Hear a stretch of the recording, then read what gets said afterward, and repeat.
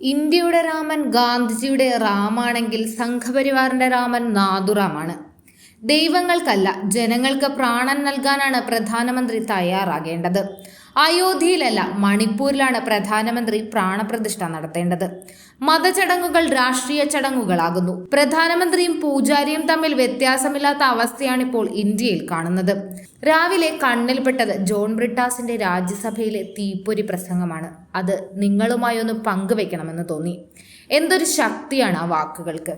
പാർലമെന്റിൽ ഉദ്ഘാടനം പൂജാരിയും ക്ഷേത്രത്തിൽ ഉദ്ഘാടനം പ്രധാനമന്ത്രിയും നിർവഹിക്കുന്ന പുതിയ ഇന്ത്യയെപ്പറ്റി ഒരു CPIM അംഗത്തിനല്ലാതെ മറ്റാർക്കും ഇങ്ങനെ ശക്തമായി പറയാൻ സാധിക്കില്ല. ഇത്രയും ഹോംവർക്ക് ചെയ്ത് അത് കൃത്യമായി പ്രസന്റ് ചെയ്യുന്ന MP-മാരുടെ എണ്ണം പലതുകൊണ്ടും കുറയുന്ന രാജ്യത്ത് ജോൺ ബ്രിട്ടാസിന്റെ ശബ്ദം വേറിട്ടതാകുന്നത് അയാളെ നയിക്കുന്ന രാഷ്ട്രീയം കൊണ്ടുകൂടിയാണ്. അതേ രാഷ്ട്രീയം കൊണ്ട് തന്നെയാണ് മഹുവ മൊയ്ത്രയെ ആഘോഷിച്ച ഇടത് ലിബറൽ ഫാസിസ്റ്റ് മൗദൂദി ടീമുകളും ഒന്നും ബ്രിട്ടാസിന്റെ പ്രസംഗം അറിയാതെ പോകുന്നതും. ഇത് ആദ്യമായൊന്നുമല്ല ബ്രിട്ടാസിന്റെ ശബ്ദം ട്രഷറി ബെഞ്ചുകളെ അസ്വസ്ഥമാക്കുന്നത്. തെരഞ്ഞെടുക്കപ്പെട്ട നാളുകൾ മുതൽ അയാൾ നാവരിയപ്പെട്ടവരുടെ നാവായി മാറുകയായിരുന്നു. ശബ്ദം നഷ്ടപ്പെട്ട രാജ്യത്തിന്റെ ഉറച്ച ശബ്ദമാണ് അയാൾ. അതിലൊന്നാണ് കഴിഞ്ഞ ദിവസത്തെ പ്രസംഗവും. തലസ്ഥാനം മാറ്റാനും കേരളത്തിന്റെ പദ്ധതികൾ മുടക്കാനും SFIക്കെതിരെ പറയാനുമല്ലാതെ പാർലമെന്റിൽ എണീറ്റ് നിൽക്കാത്ത 18 എണ്ണത്തെ തിരഞ്ഞെടുത്തു വിട്ട മലയാളികൾക്ക് ഇനിയും നാണം തോന്നുന്നില്ലെങ്കിൽ ബ്രിട്ടാസിന്റെ പ്രസംഗം ഒന്ന് കേട്ടു നോക്കണം.